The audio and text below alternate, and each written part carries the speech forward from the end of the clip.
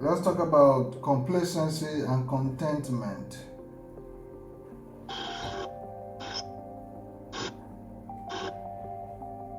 What do you think? Any difference?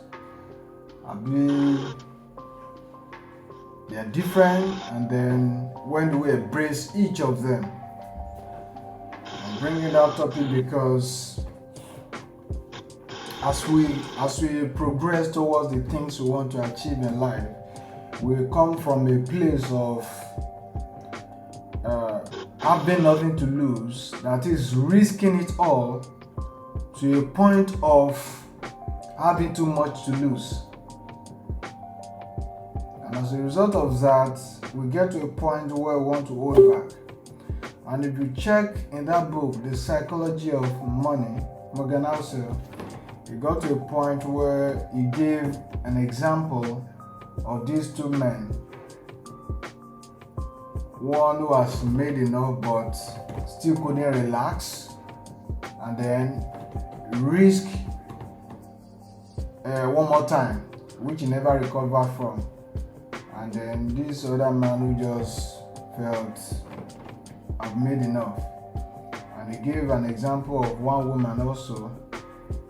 Sorry if I couldn't remember the name of those people.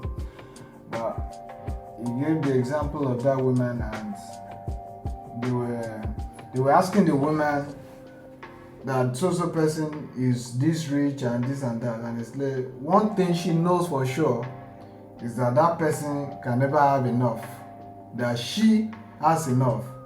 And this person she was talking about was making way much more than she was making, right? And then they got to a point of knowing when enough is enough, when you have enough, right? So I know gradually as we go on, as we make money, as we make influence, as we make progress, as we do business and interact with different people at different levels, we will come from the place of having nothing to lose or risking it all to the point of having too much to lose, where we now think it's time to protect all that I've made, all that I've been able to acquire.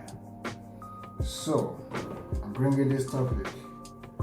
Is there any difference between contentment and complacency? And if there's any difference, where do you think they apply? How do you know which one you are dealing with? Yeah, I heard my name. That was drag my. But I heard you were talking about contentment and competency or something. Yeah, complacency and contentment. Okay.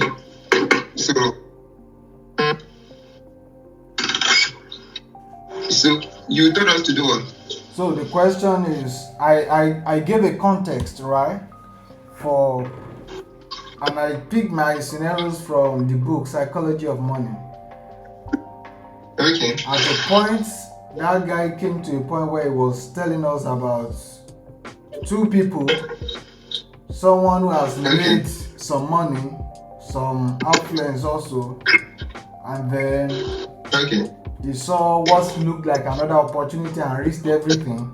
Then he lost everything and never recovered. Then he gave another scenario of somebody else who just know when to kind of stop, like not chasing every opportunity. You just know that okay, what I have should be okay for now, and then was calm. So that way, he didn't lose. That person didn't lose everything he or she has gathered.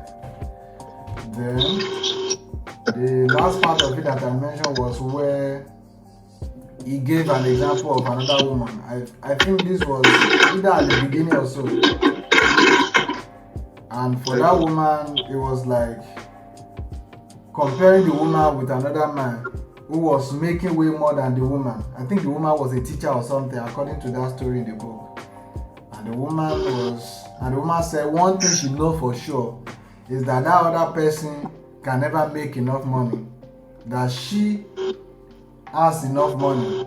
I was telling us the difference between actually knowing what's enough for you and just chasing everything. Okay. You are now said that for sure, every one of us here and everybody in life actually, we move from the point of having nothing to lose, that is, being able to risk everything, Yeah. to the point of having too much to lose, where you begin to think, I can't afford to lose this. Then you want to Lose it, yes. protect what you have already. Then you begin to become selective about opportunities you take and stuff like that. So in between those things is a point of complacency and a point of contentment, right? So Okay, yeah. I'm now saying, let's talk about contentment and complacency. What's the difference? When do you engage one and leave the other? And what difference does it really make? How do you know when you are contented or you have become complacent? To the best of my knowledge, yeah, I know that complacent or complacent means how do I put this word now? Self-satisfaction. Yeah. So and contentment, I feel that contentment is the same thing as complacent, or are they different? Make I first. Is almost the same, or if not, I don't know the difference between both of them, though. Okay. But if there is difference, I want to talk about contentment, because that means I already have a broader idea. Okay. All right. Talk about the one you have a broad idea on. Let's see.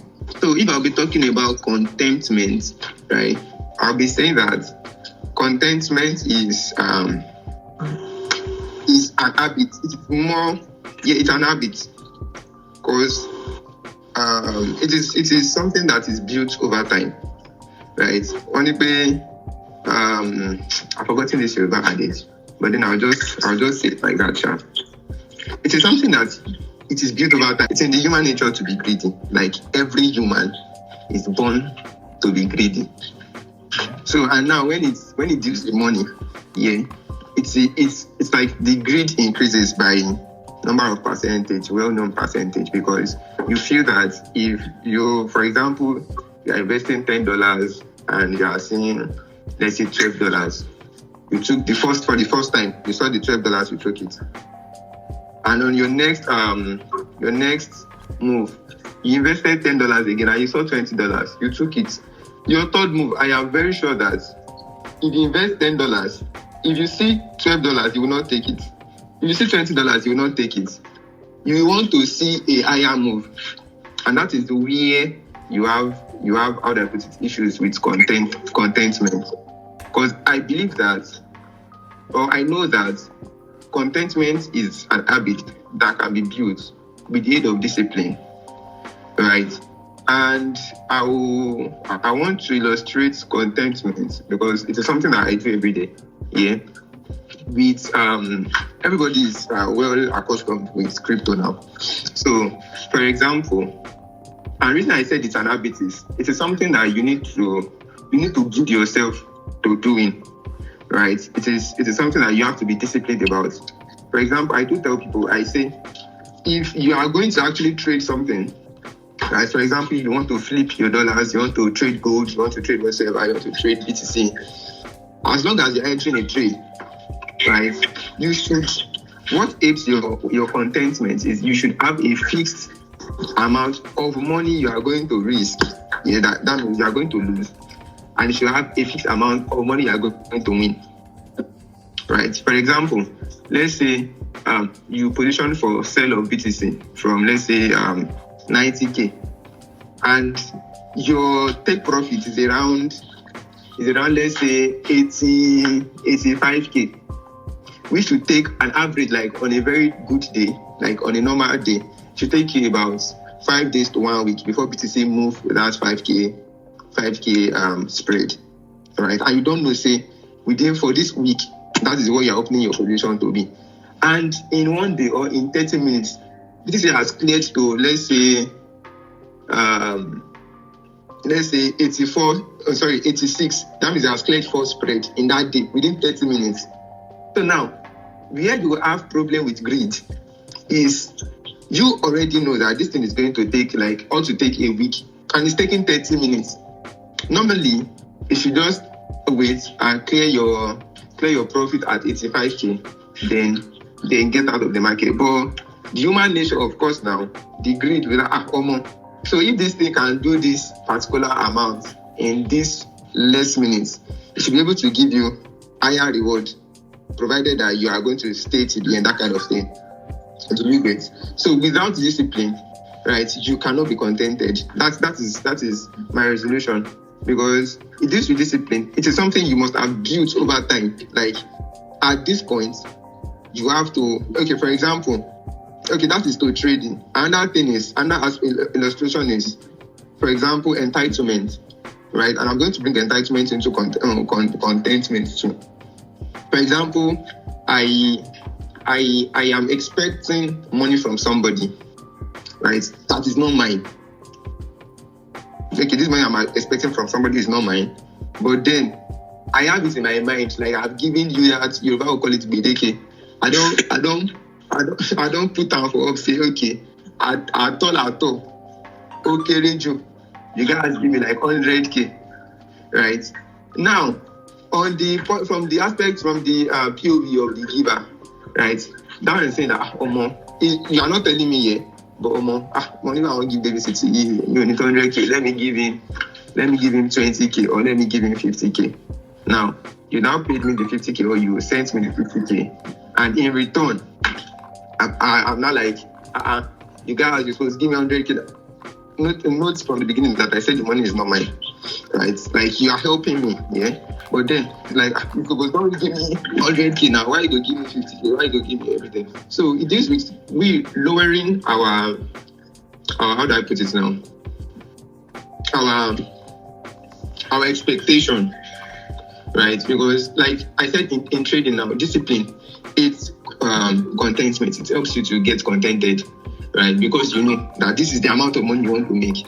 Either it moves higher or it moves lower. Right, and in the aspect of regular human living, right, without trading or something, right, it is lowering your expectation of people, right? If people do more than that, you are good, and if they don't do up to that, you are contented already. You can try to say. So that is from the part of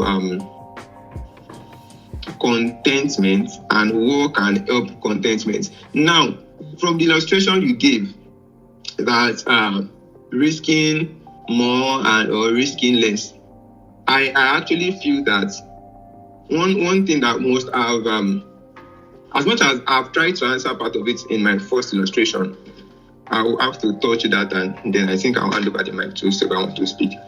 Yeah, the part of that one is I'm seeing lack of discipline in it. Another thing is lack of diversification.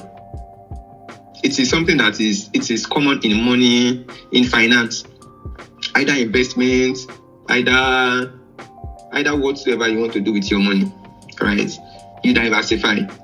And normal English word we say that do not put your egg in one basket, right? You said something. You said we all on this call must have gotten to the point where we had nothing to lose, where we can actually risk everything, right? Even though if I lose everything, right, I have nothing to lose.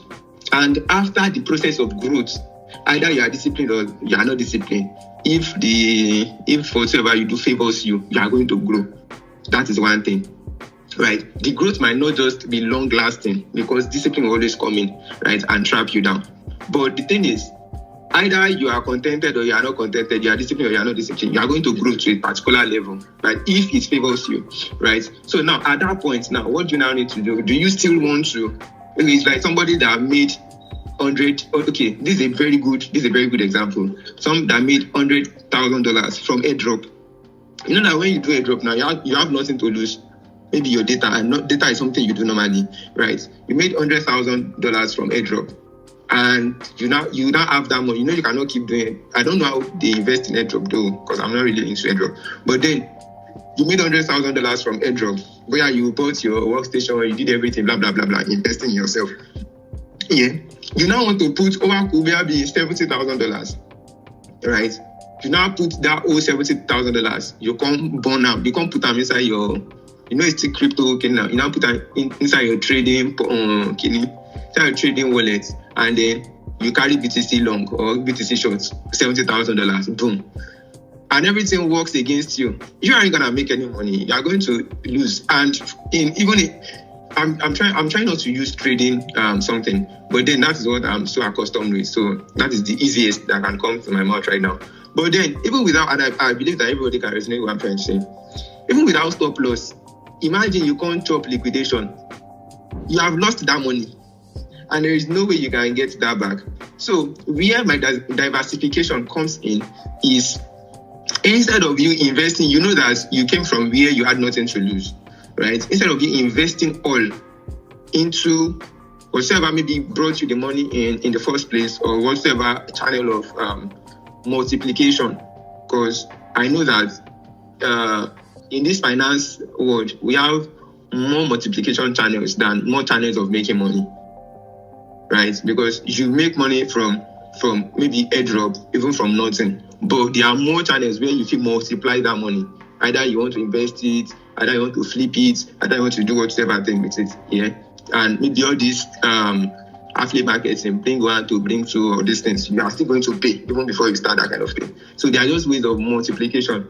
Yeah. So what I'm trying to say is, instead of you investing everything into what brought the money for you in the first place, you can easily diversify your portfolio. Maybe you want to buy assets, real life assets, real world assets, RWA. You want to buy that one, or you want to buy digital assets and keep. So even and bust, the other one go deal with you. So that works fine. And I'm going to use a practical example to back up this statement. My Kenny I've said was I've been saying since morning, right? And I'll hand over the mic. This happened during the Trump time when Trump token launched. I have one guy, right? So I dropped the Trump P&L on my group, and I told them that anybody that wants to enter should enter. So this one entered Trump. He had no money. I think Bobo Tony was around $50, if I am right. So he took that Trump, and he was willing to lose that $50, right? So he took the Trump position with $50 and he launched it. So to the point, the $50 turned to, I think, $500 or $600, almost $600. Yeah. $50 turned to $600. He sent the P&L to me, and I told him that, okay, don't get out of this position, right? The worst you can do is just take partial and let the trade read.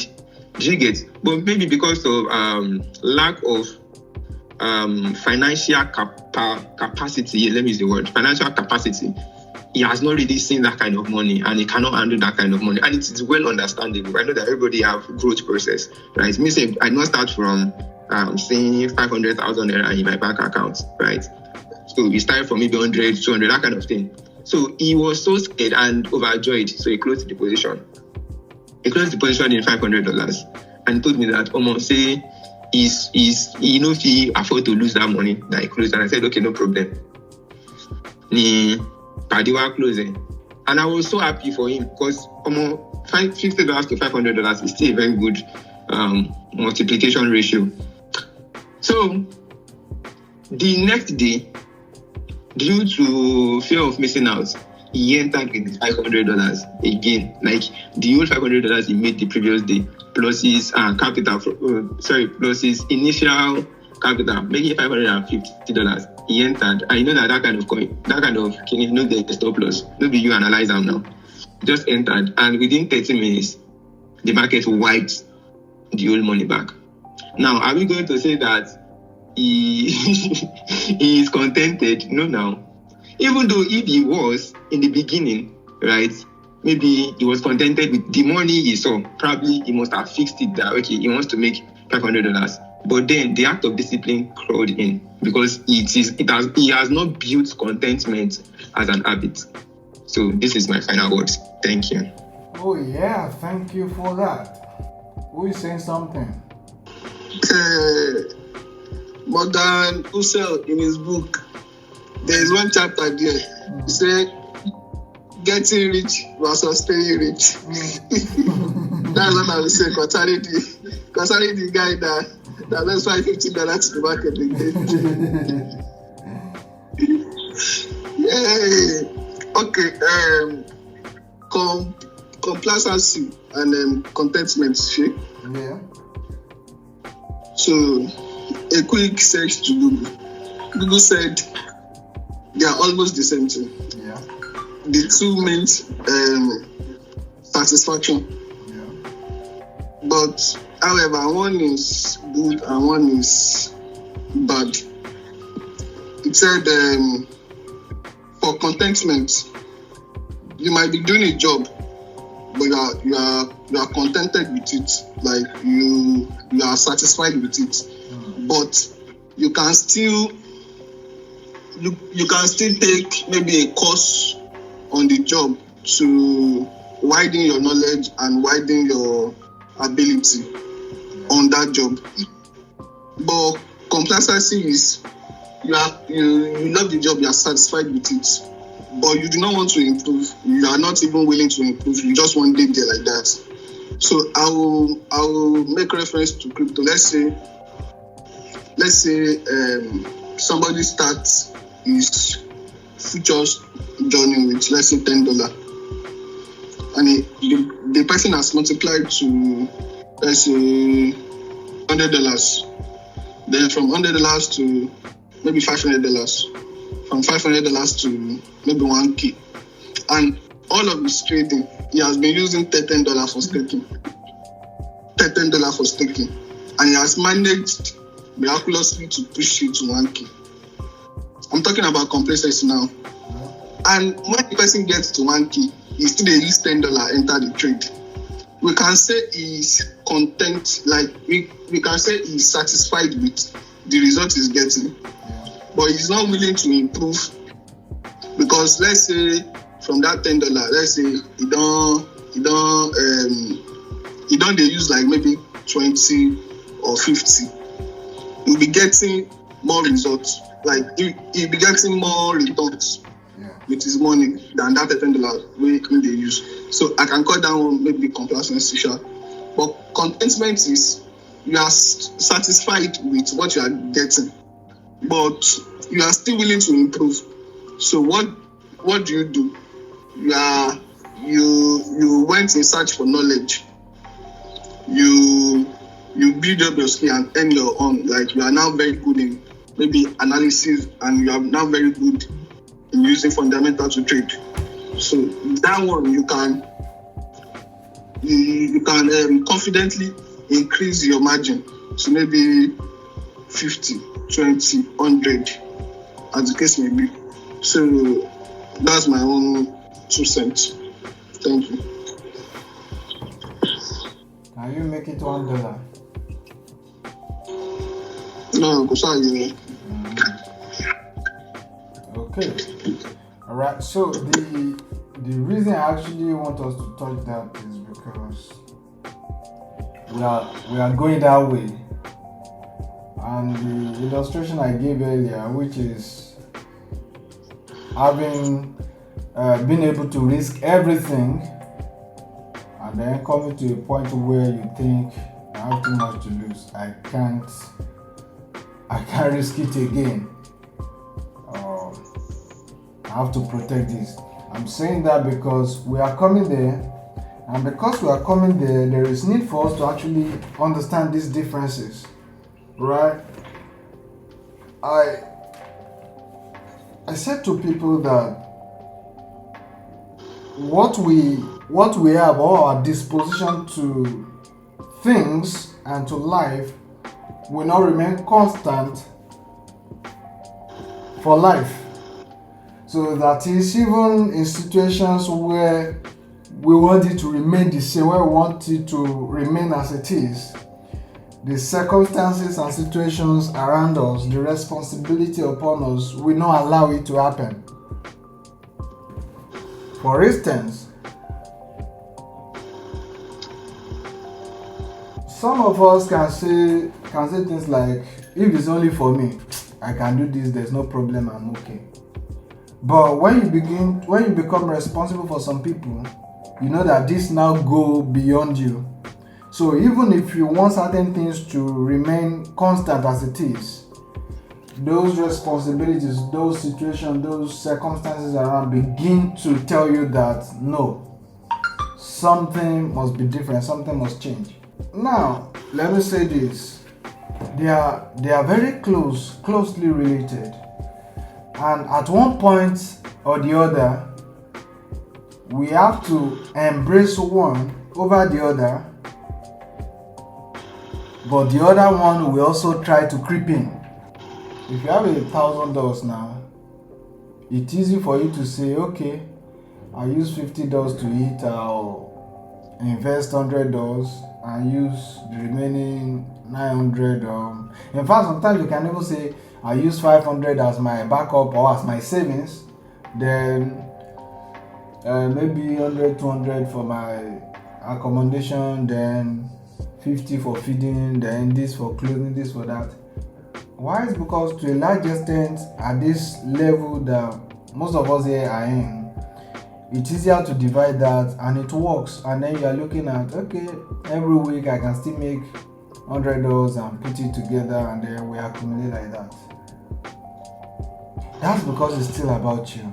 When it gets a little beyond you, you begin to discover that no, I can't use this for clothing or all of this for feeding. I have to invest. If this must happen in my life, if my wife must be this, if my children must be this, if I must live this kind of life, I must invest now. But the interesting part is after that investment and after you have seen some results, it gets even more tricky. Like, no, if I put this now, what's the assurance that the money is going to come back? So if it does not come back, what will the children eat? What will the wife eat? How are we going to keep life going? Many of such will happen. And that is where you begin to fight between your complacency and your contentment. And I'm bringing that today because it's very tricky, and somehow, some way, I just believe a lot of people here are on their way to that level, to that point. Where you look at the complacency can come in this way, that you look at almost everybody around you and it's like, I mean, we are doing fine, everybody is okay, I can do this, I can do that, and then you begin to hold back these certain actions you're supposed to take. Your investments, your reading, your trading, and many other things that you're supposed to do, right? And then you start to hold back and think, I can't let all of this go. Because besides, nobody is really challenging you, everybody is fine, you are fine. They are making 10, you are making 20, you are making 50, they are making maybe 10. And you look at that and it's like, okay, it looks like I've gotten somewhere. And that's where complacency begins to come in, where you seem to lack the motivation to go for more. Depreciation in interest or an entire loss of interest. Not necessarily because you have everything you're looking for, but because there's just no motivation to do it. And no motivation to do it could be something like, I mean, I'm okay, I'm doing fine, look at everybody, look at everything. I want to eat, there is food, I want to pay rent, there is rent. I still make my $10 every day and stuff like that. Given that as an instance, it can go on again and again and again. Whereas contentment is having a target, for instance, that satisfies you. For instance, I want to be able to make $3,500 every month. for what it is now, and I'm doing everything to make sure it happens. So at that point, anything outside of that $35 every month that is causing me or want to cause me to risk what I already have on ground, I can easily let it go.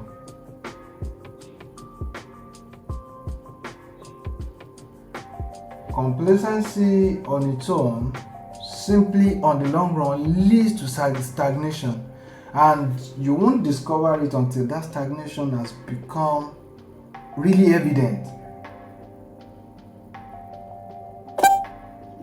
And it's at a point where you just think, wait, if I've done this, I should have become this by now.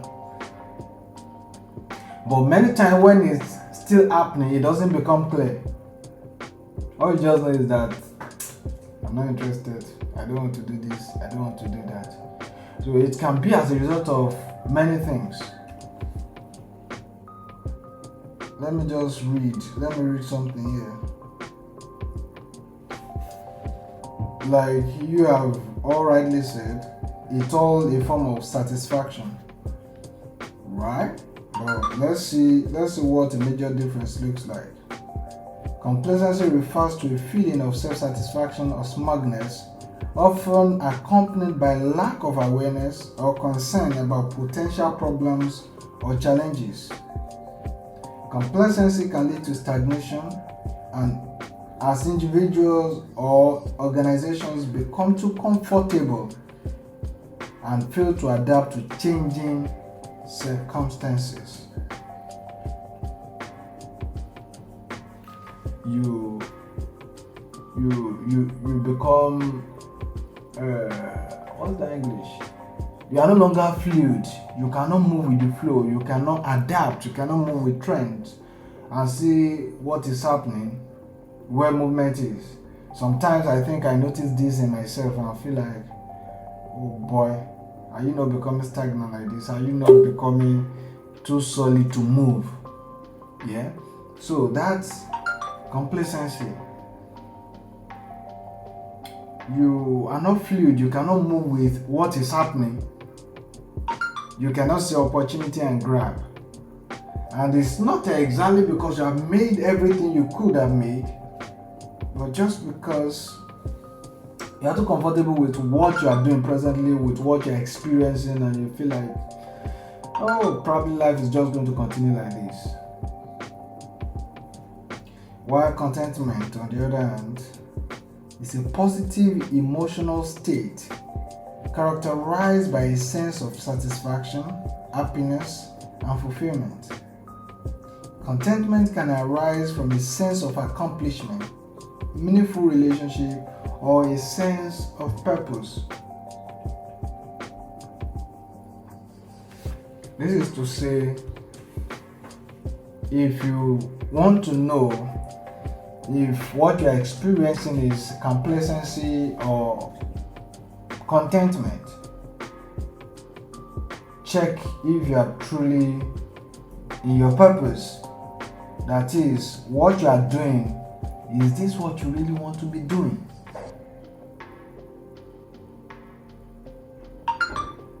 For some of us here, we can trade from now to tomorrow, but truly we know that that's not really what we want to do. Like if you teach, it gives you more sense of purpose than even the money you are making. That's not to say making money is bad. It's just like something you can do almost for free. It gives you a sense of purpose. Helping people, helping lives, helping people get better, becoming better, and stuff like that. Now, but complacency doesn't have that. When you look at contentment again, in the size of relationship, you look at who are the people in my association, who are the people around me. Is it your wife that's so interesting to you? Is it your kind of friends? Is it the company you belong in? And different other things like that. You can look at it and find out if at the end of the day there's no sense of purpose or fulfillment, you can be rest assured it's more likely going to be complacency more than it is for contentment. And why are we doing all of this? Because contentment is very important in the sense that it helps you to stop moving like a man beating the wind. So there's a clear purpose, there's something you want to do. Just like when you have, when you want to buy Lambo, they don't take you to Toyota and then say, okay, these two can do. And then you don't get your Lambo again, then they say there is Rolls Royce. And then you start fighting and say, I want to get Rolls Royce again. Now, all of them are good. Man, it's good to have Lambo and then have Rolls Royce, right? But the interesting part of it is your contentment helps you to know where to stop because of a sense of purpose and fulfillment that you're able to achieve based on the things you are doing or have accomplished or the relationship that you have. Alright, so a key difference, motivation, for instance, complacency is just by a sense of self-satisfaction or apathy, while contentment is driven by a sense of fulfillment and happiness. It's just like when you go to a place where there are a lot of foods, you can eat as much as you want. And then there is a food you have always wanted to eat. And then you have access to it and you eat. And then you're satisfied. And everything they bring after that, you're just like, no, don't worry. I'm okay. I'm pleased. I'm satisfied. Alright? So it tells the difference. How about the outcome? What you get, the result. Complacency can lead to stagnation and missed opportunities, while contentment can lead to a sense of well-being and continued growth. This is the interesting part. While you are contented, it doesn't mean that you are not improving. It doesn't mean you are still not taking more opportunities. It doesn't mean you are not growing. It doesn't mean you are not improving. In fact, you see opportunities, you check them and know if they align with your purpose, and then you take. If not, you let it go. But complacency just let everything slide.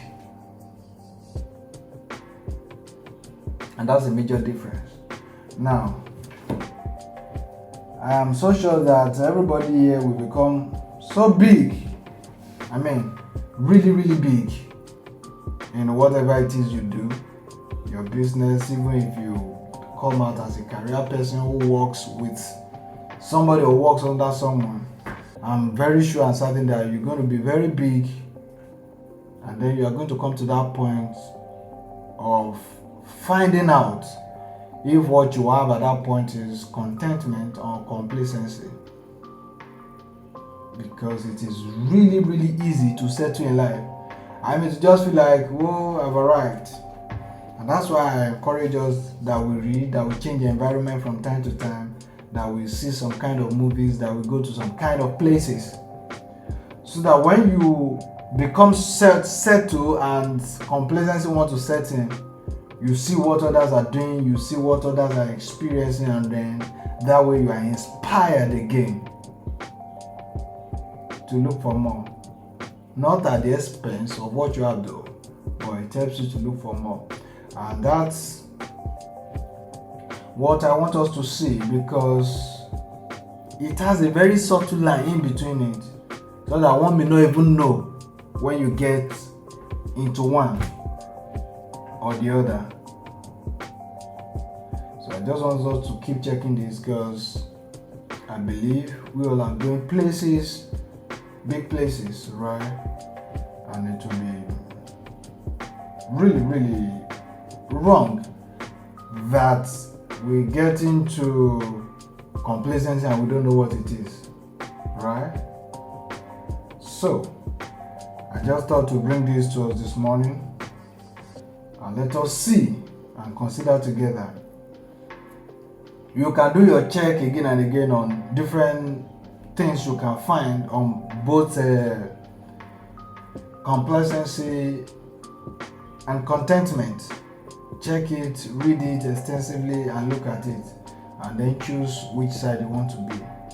And the reason I gave that scenario of the book, The Psychology of Money, is because it painted it so well that there is a point, because usually at the beginning there is a point where we are so hungry that we can take every opportunity and become all the great things we have thought of becoming in life, and then we give it all: sleepless nights, food money, pocket money, even upkeep money. Everything is invested. We read books, we watch movies, we do everything that can help us great. Then we attain some level of success, and it looks that success is threatened by the next level of success we are supposed to achieve, and then the thoughts start coming to mind that a bird at hand is better than a million in the bush. Yeah, it can just be as simple as calling it complacency. So in the middle of our strive to become more, to become everything that we need to be, we also must understand the place of complacency. That is, this far I've come, and this far I want to go, but steadily and intentionally, progressively, without causing danger to my own health and people around me. I hope that makes sense this morning. Thank you all for coming and making your own contribution.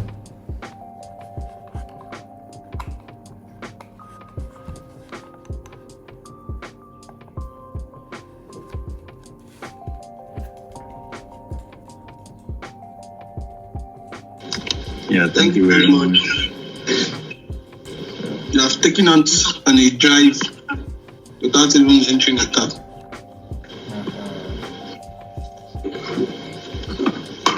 Thank you very much for the insightful morning motivation. Yeah, thank you very much. It was needed, and yeah, it was really needed.